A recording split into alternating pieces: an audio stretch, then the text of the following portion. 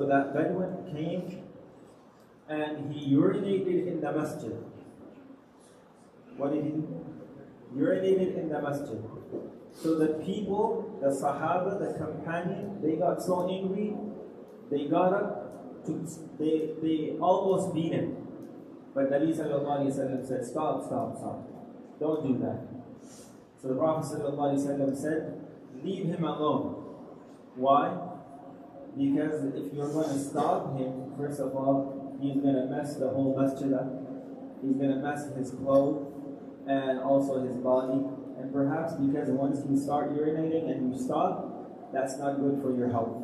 So all these things, because of it, don't stop. Just let him urinate in one spot, and then after that, Nabi sallallahu alayhi wa sallam told the Sahaba and the companions, bring a bucket and pour over that spot, and inshallah after that, this spot will be pure and everyone will be able to pray salah over there. Now, at the end of the hadith, Nabi sallallahu alayhi wa sallam told something to Sahaba and the companions. He told them that you are sent to make things easy for the people, not to make things difficult for the people. Now, the lesson over here is, of course, gentleness and softness of Nabi sallallahu alayhi wa sallam, the forbearance of Nabi sallallahu alayhi wa sallam. Even though everyone knows the sanctity of the masjid, right? What is the value of the masjid? You're not even allowed to step with your shoes inside the masjid, let alone urinating in the masjid. But because Nabi sallallahu alayhi wa sallam understood he's a new Muslim, he doesn't know the sanctity of the masjid.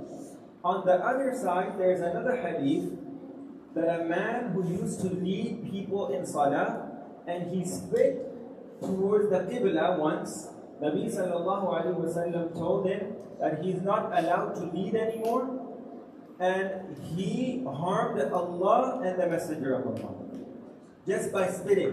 Why? What is the difference? The first one, the Bedouin, he was ignorant. He had no knowledge. And the person who used to lead people, he had knowledge. And despite his knowledge, he had done this. So that indicates that, for example, if someone comes as a new student, doesn't know manners, doesn't know the etiquettes of the masjid, perhaps you observe the teacher is always soft and gentle with him initially, and slowly, he teaches him some adab and manners.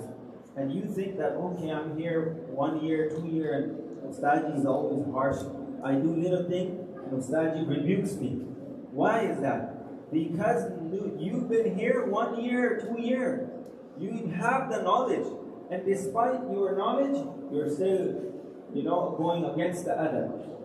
Like, you come here in the masjid, you sit in the row, and you start talking. Even though you know it's not allowed in the masjid, it's against the sanctity of the masjid.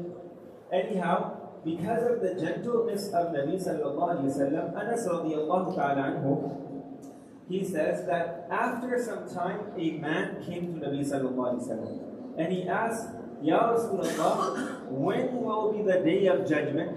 So the Prophet sallallahu alayhi wa sallam told him and asked him, what have you prepared for the day of judgment? Why are you asking? So he said, Ya Rasulullah, the only thing I have prepared or I have with me is the love of Allah and the love of the Messenger of Allah. And upon that, Nabi sallallahu alayhi wa sallam quoted that famous hadith, Al-mar'u ma'a man ahab. A person will be with that person on the day of resurrection whom he loved in the dunya. And you know that who this person was who asked this question is the same Bedouin that who urinated in the masjid. And here Nabi sallallahu alayhi wa sallam is giving him the glad tidings that he is going to be with Nabi sallallahu alayhi wa sallam. Because of the gentleness, because of the softness, because of the forbearance of Nabi sallallahu alayhi wa sallam, he excelled so much that he would follow every command of Allah and he would follow every sunnah of Nabi sallallahu alayhi wa sallam. So from this we understand, we have to bring this quality of Nabi sallallahu alayhi wa sallam in order to propagate the message of Islam, in order to convey the message